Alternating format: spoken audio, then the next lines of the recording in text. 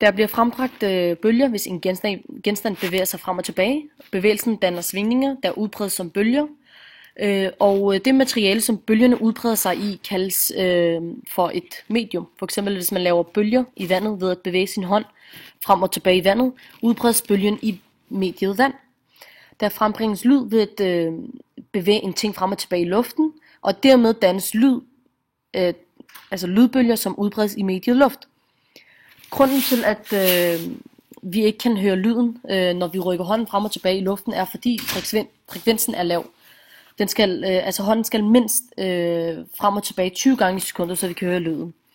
Når man danner en lyd, danner man samtidig energi, som er i bevægelserne, og bliver transporteret til menneskets ører med en fart på 343 m/s. Og der er to typer af bølger, hvilket er tværbølge og længdebølge. Tværbølge, denne bølge kaldes også for transversarbølge. Den udbreder svingninger på tværs. Så er der længdebølge. I denne bølge kommer svingningerne direkte, og den kaldes for longitudinalbølge. Og så har jeg et lille eksempel fra bogen, så vi kan få et større indblik. En højttaler frembringer lyd ved at en membran bevæger sig frem og tilbage.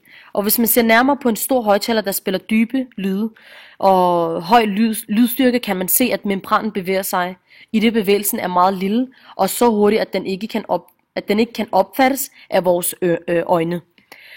Membranen skubber til luftens molekyler og sætter derved en bølge i gang.